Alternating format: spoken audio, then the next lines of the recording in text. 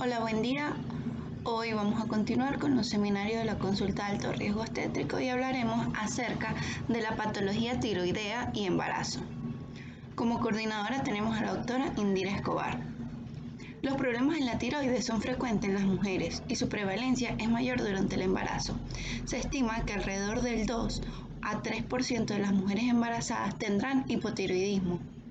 Durante el embarazo, las alteraciones tiroideas son la segunda causa de complicación endocrinológicas durante el embarazo después de la diabetes. La glándula tiroidea incrementa la producción de hormonas en un 40 a un 100% para cubrir las necesidades maternas y fetales. Este hecho se traduce por parte en la necesidad de incrementar el aporte de yodo y otras por una hiperplasia glandular y un aumento de vascularización de la glándula. La tiroxina materna es importante para el desarrollo fetal, cerebral, sobre todo antes del inicio del funcionamiento de la glándula tiroidea. Posteriormente, continuará siendo relevante, pues la tiroxina materna contribuye a un 30% de tiroxina en suero fetal a término. La HCG posee actividad tirotrópica intrínseca, por lo que sus niveles séricos elevados estimulan la glándula tiroidea. Dicha estimulación de la glándula tiroidea se traduce en aumento de la tiroxina libre, la cual mediante un feedback negativo inhibe la secreción de TSH y TRH. Hay que tener en cuenta que la HCG alcanza cifras máximas en las primeras 12 semanas de gestación, por lo que la actividad de la tirotropina en etapas tempranas de la gestación disminuye más de un 80%.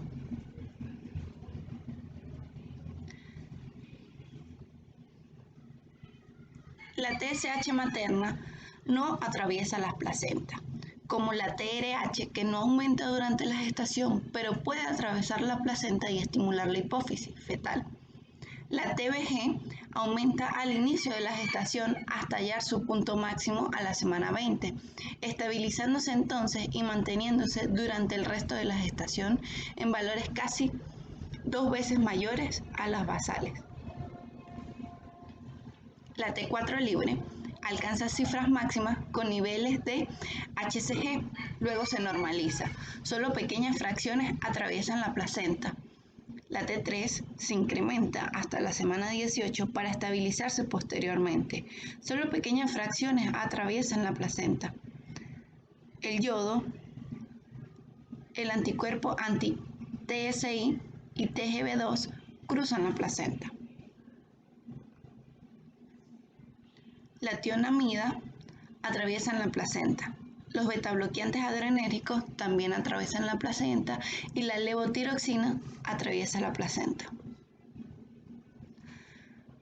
Prevención de la deficiencia de yodo. Durante el embarazo se debe aumentar la ingesta de yodo para que el tiroides materno pueda aumentar la síntesis de hormona y el tiroides fetal pueda producirla. A pesar de la suplementación de yodo en la sal, parece disminuir el riesgo de hipotiroidismo materno y fetal. Cerca de 1 de cada 20 mujeres tiene valores de yodo en orina de 24 horas por debajo. Por ello, para evitar el déficit se recomienda la administración de yoduro potásico a las dosis que aparecen en la diapositiva, como es preconcepcional, 100 microgramos en 24 horas, durante el embarazo y la lactancia entre 150 y 200 microgramos en 24 horas y en gestaciones múltiples de 300 microgramos en 24 horas. La dosis no debe ser superior a 500 microgramos en 24 horas. Hablaremos acerca del hipotiroidismo. El hipotiroidismo complica entre 0.2 a 1% de los embarazos. Consiste en un incremento de la TSH y una disminución del T4 libre. Presenta una clínica inespecífica e inconstante, consecuencia de una reducción de las actividades metabólicas. Algunos de estos síntomas clínicos son indistinguibles de algunos de los síntomas y signos asociados al embarazo, como cansancio, estreñimiento, calambres musculares e incremento de pesos. Otros síntomas característicos del hipotiroidismo son la intolerancia al frío, el edema, el síndrome del túnel carpiano, piel seca y caída del cabello. Se estima que un tercio de las gestantes con hipotiroidismo tienen los síntomas clásicos. Otro tercio tiene clínica moderado y el resto de las pacientes están asintomáticas, a pesar de existir una alteración funcional evidente. El bocio es más frecuente en mujeres con tiroiditis de Hashimoto o en mujeres con deficiencias de yodo. Los efectos gestacionales. Es importante identificar a la paciente hipotiroideo en la primera visita obstétrica para disminuir los efectos adversos, siendo uno de ellos la alteración del desarrollo neurológico fetal. 70% de las mujeres con hipotiroidismo no tratados presentan ciclos anovulatorios y reducción de la fertilidad. Sus efectos son pérdidas fetales en un 20%, alteraciones estructurales, preeclampsia, anemia, desprendimiento de placenta, hemorragia posparto y bajo peso del feto al nacer. En el hipotiroidismo se recomienda un cribado selectivo en aquellas gestantes que presentan síntomas de disfunción tiroidea o presentan factores de riesgos. El cribado universal de disfunción tiroidea se realiza en el primer trimestre de la gestación y a toda paciente mayor de 35 años o con síntomas de disfunción tiroidea. Tenemos que el bocio en un embarazo normal hasta un 30% de las gestantes puede presentarlo, pero un bocio significativo o en presencia de nódulos tiroideos está indicado a la realización de estudios de disfunción tiroidea, al igual que lo estaría fuera del embarazo. En estos cuadros vemos los factores de riesgo para disfunción tiroidea, como lo son clínica de hipo o hipertiroidismo, un antecedente de disfunción tiroidea, bocio, cirugía o ablación de tiroides, portadoras de anticuerpos antitiroideos u otras enfermedades autoinmunes, la diabetes mellitus tipo 1, la radioterapia previa en cabeza y cuello, mujeres con amiodarona, litio o expuestas a contrastes yodados radiológicos en las 6 semanas anteriores de la gestación. Gestantes en zonas con yodo en la deficiencia de la dieta, infertilidad, antecedentes de abortos o partos pretérminos, un índice de masa corporal mayor a 40, historia familiar de disfunción tiroidea y edad materna mayor a 35 años de edad. En la etiología del hipotiroidismo tenemos la tiroiditis Hashimoto o tiroiditis linfocitaria crónica. Es un hipotiroidismo de causa autoinmunitaria con una prevalencia en mujeres de edad genésica del 8 al 10%. Suelen presentarse en mujeres de edad media y aunque lo más frecuente es que permanezcan eutiroideas. En ocasiones se produce un hipertiroidismo inicial autolimitado. Como otra etiología tenemos el hipotiroidismo secundario a tratamiento ablativo, quirúrgico o farmacológico. Es la segunda causa de hipotiroidismo en mujeres en edad reproductiva. También tenemos los fármacos como los antitiroideos, amiodarona, inductores enzimáticos, sulfato ferroso y los inmunomoduladores. Otra de las causas de hipotiroidismo es el déficit de yodo. Cantidades adecuadas de yodo son indispensables para un correcto desarrollo neurológico fetal. Según su grado de déficit de yodo, ocurren las alteraciones intelectuales o bocio fetal hasta una espina bífida. Recordar que el diagnóstico del déficit de yodo se produce por yodurias en 24 horas en orina y su tratamiento es yodo durante todo el periodo preconcepcional y hasta el tercer mes de la gestación.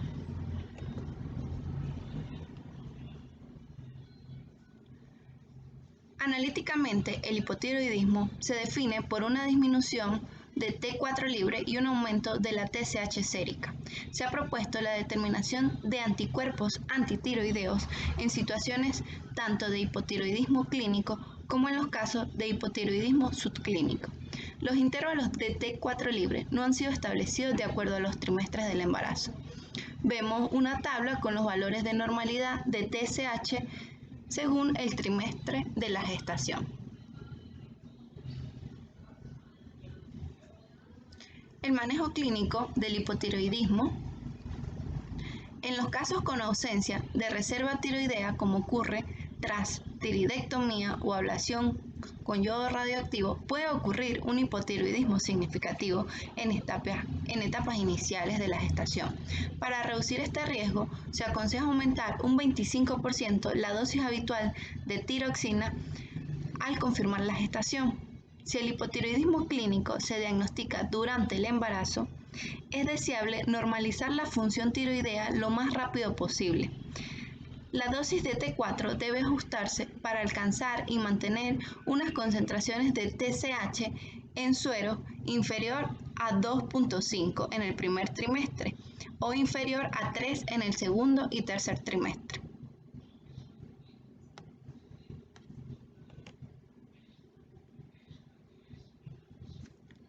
La pauta de tratamiento recomendada es la administración de levotirosina a dosis alta durante la primera semana con el objetivo de normalizar la función tiroidea cuanto antes.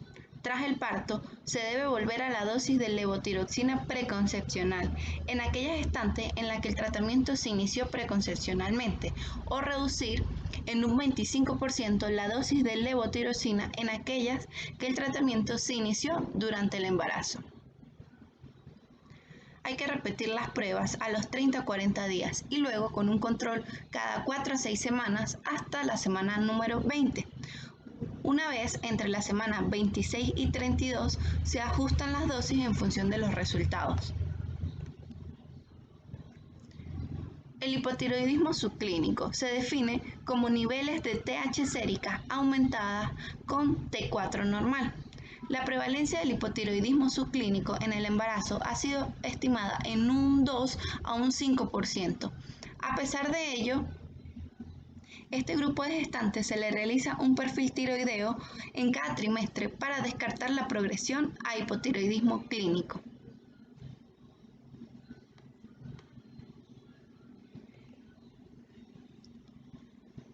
El hipotiroidismo subclínico, su manejo es principalmente con levotirosina en las gestantes del primer trimestre.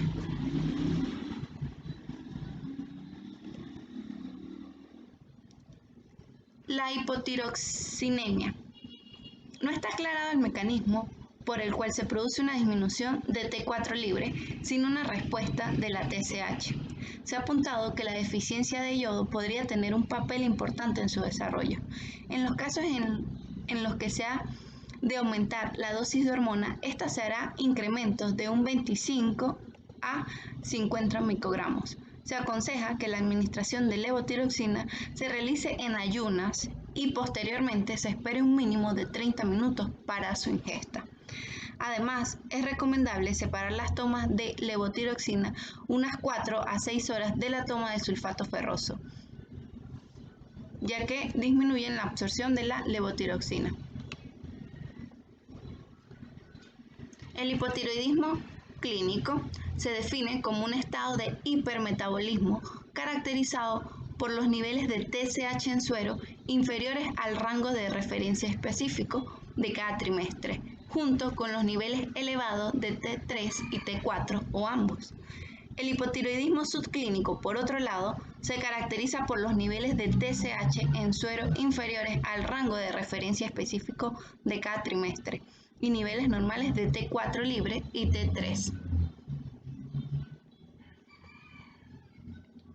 Entre las causas del hipotiroidismo tenemos el hipertiroidismo gestacional transitorio o mediado por la HCG, el hipotiroidismo autoinmune o enfermedad de Graves y el bocio multinodular tóxico, adenoma tóxico, cáncer de tiroides y el hipotiroidismo iatrogénico.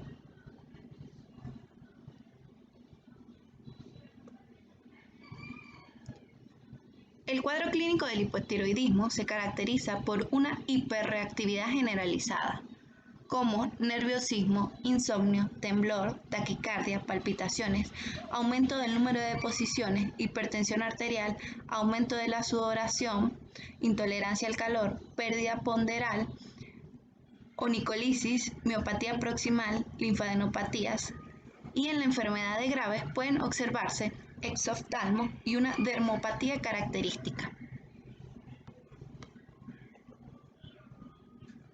El hipotiroidismo subclínico y el hipertiroidismo gestacional no se han asociado a malos resultados maternos ni fetales, por lo que es recomendable su seguimiento, pero no el tratamiento con fármacos antitiroideos. En el hipotiroidismo clínico, hipertiroidismo clínico, en los casos severos y con niveles altos de anticuerpos estimulantes de tiroides, se han asociado la preeclampsia o eclampsia, restricción del crecimiento fetal, parto prematuro, taquicardia e hipertiroidismo fetal, éxito fetal, crisis tirotóxica y cardíaca congestiva. La causa más frecuente de hipertiroidismo en la primera mitad del embarazo es el hipertiroidismo gestacional. De un 0 a un 3% de las gestaciones se presenta. Se trata de un estado transitorio secundario a la elevación de la HCG. Se caracteriza por presentar una T4 libre elevada junto con una TSH disminuida. Habitualmente se asocia con hiperemesis gravídica, aquellas condiciones que se asocian a niveles elevados de HCG como las gestaciones múltiples, la mole datiforme y el coriocarcinoma. No suele presentar tratamiento antitiroideo, dado que los niveles hormonales tienden a normalizarse en el segundo trimestre. Otra causa es la enfermedad de Graves o el hipertiroidismo autoinmune. Se presenta en su forma clínica en el 0.1 a 0.4% de las gestantes, de forma subclínica en un 0.6%. Los signos más característicos son el bocio, la oftalmopatía y los anticuerpos positivos. En las pacientes diagnosticadas de hipertiroidismo, la historia clínica de la paciente, como antecedentes de bocio, familiares o gestacionales, la clínica actual y los anticuerpos TSI nos permitirán establecer el diagnóstico diferencial entre el hipertiroidismo transitorio y la enfermedad de Graves, como lo vemos en esta tabla de diagnóstico diferencial. No existe suficiente evidencia para justificar la realización de una ecografía tiroidea para su diagnóstico diferencial. La tomografía axial computarizada con yodo radioactivo no debería realizarse durante la gestación.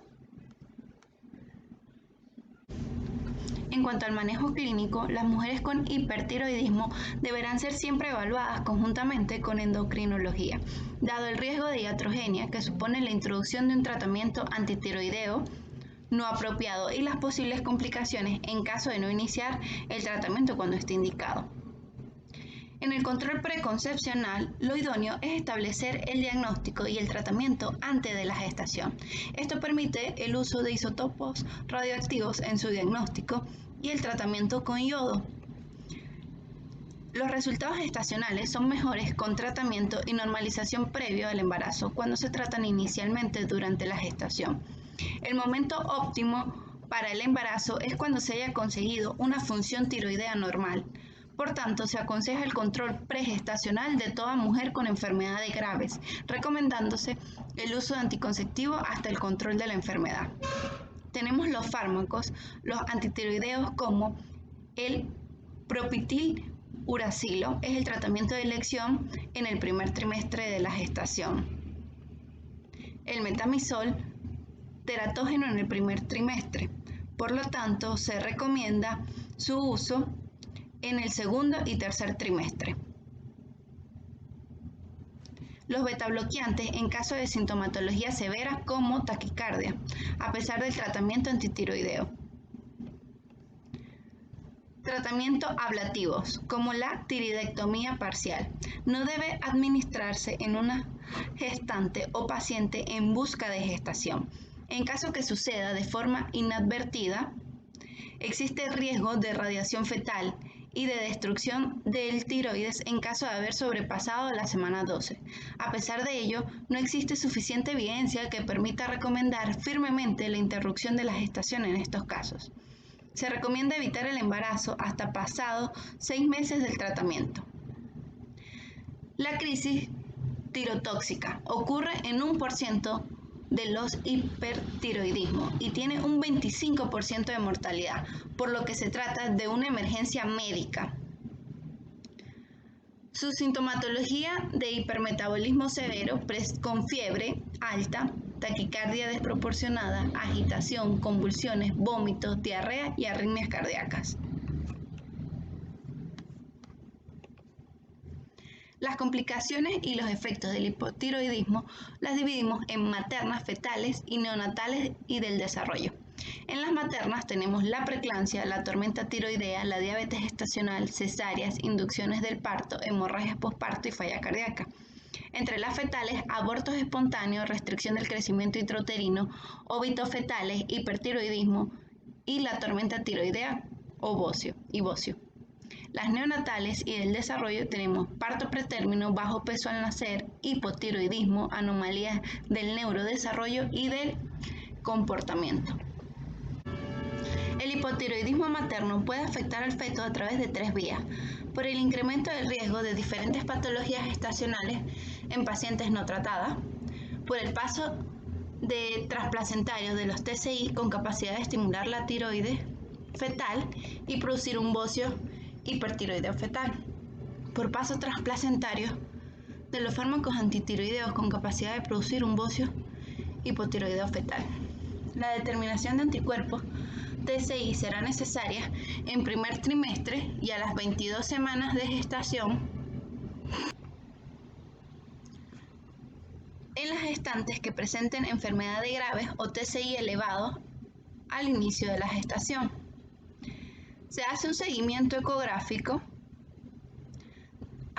para detectar signos de hipertiroidismo, los cuales algunos de los signos son taquicardia, RCIU, presencia de bocio fetal, maduración ósea acelerada, signos de insuficiencia cardíaca congestiva e hidrox fetal.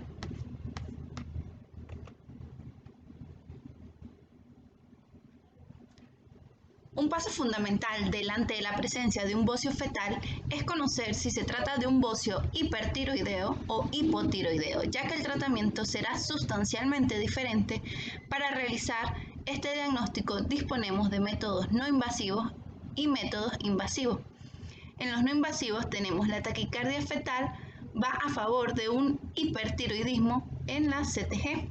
En los Doppler tiroideos, en el hipotiroidismo veremos un patrón periférico y en el hipertiroidismo veremos un patrón central. La valoración de la madurez ósea, como lo dijimos en la diapositiva anterior, es indicador de hipertiroidismo. Y en los métodos no invasivos tenemos la cordocentesis para estudio hormonal fetal. En el bocio hipertiroideo, en pacientes no tratados, lo recomendable es comenzar el tratamiento. Y las pacientes que tienen tratamiento se aumenta la dosis de metamizol y si desarrolla hipotiroidismo materno, asociar la levotirosina. En los bocios hipotiroideos, la única alternativa es la administración de levotiroxina directamente en el compartimiento fetal. Esta administración se realiza preferiblemente vía intraamniótica, reservando la vía intravascular como la cordocentesis para aquellos casos de bocio en las que condicionen un problema de deglución fetal como el polidramnios. La tiroiditis posparto se define como una disfunción tiroidea autoinmune en el primer año tras un parto en una mujer que previamente era eutiroidea. El tratamiento en fase hipertiroidea es sintomático con betabloqueantes, si se precisa, ya que los antitiroideos no son efectivos dada por la fisiopatología de la tiroiditis. En fase de hipotiroidismo, si la TSH es mayor a 10, se recomienda iniciar la levotiroxina y mantener durante 6 meses. Pasado un año, la paciente suele volver a niveles normales de TSH y T4 libre, aunque en un 20 a 50% van a desarrollar hipotiroidismo permanente en los próximos de 2 a 10 años, sobre todo con presencia de anticuerpo anti-TPO positivo. Es habitual que se confunda con la depresión posparto, ya que ambos provocan síntomas similares y siempre habrá que descartar una tiroiditis en pacientes con depresión posparto.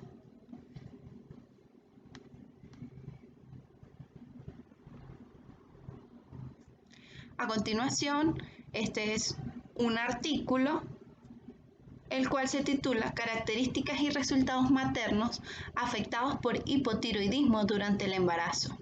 Es un artículo de investigación del Departamento de Medicina de Pakistán, publicado en la revista Kiram en el 2019. Ellos demuestran que el hipotiroidismo en el embarazo es un campo de investigación en curso, con conflictos internacionales, con sobredetección, manejos y resultados. Varios estudios han descrito los resultados según la geografía y criterios diagnósticos internacionales. Y ellos refieren que en su país pues no habían realizado ese estudio. Por lo tanto, ellos quieren informar las características clínicas y los resultados en los embarazos hipotiroideos y comparar con los resultados maternos con los niveles de TSH no controlados y controlados en la preconcepción, así como en periodo gestacional. El método es un estudio retrospectivo transversal de 718 mujeres hipotiroideas en el Hospital Universitario del año 2008 al 2016, desde su preconcepción para completar la fase gestacional. Observaron las características maternas y las comorbilidades maternas.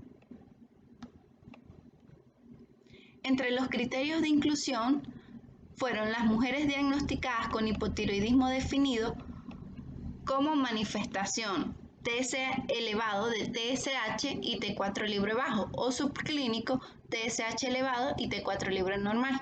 Los criterios de inclusión fueron mujeres no diagnosticadas con hipotiroidismo clínico. Los resultados fueron que obtuvieron un total de 702 pacientes con una edad media de 31 años. 638 tuvieron nacidos vivos. La hemorragia posparto fue el resultado materno más frecuente. La cesárea con urgencia ocurrió en un 23% de los casos y una asociación significativa entre la cesárea y los niveles de tirotropina antes de la concepción. Mientras que la hemorragia posparto se asoció significativamente con niveles de tirotropina mayor a 2.5 en el periodo previo de la concepción y en el tercer trimestre. Como conclusión, el éxito de los nacidos vivos en las pacientes se complicó por una hemorragia materna posparto y un número frecuente de cesáreas de emergencia. La hemorragia posparto tuvo una asociación significativa con la TSH no controlada antes de la concepción y en el tercer trimestre. Observaron más hipotiroidismo subclínico en el periodo perigestacional, que presenta una afectación negativa en los resultados maternos. Muchas gracias.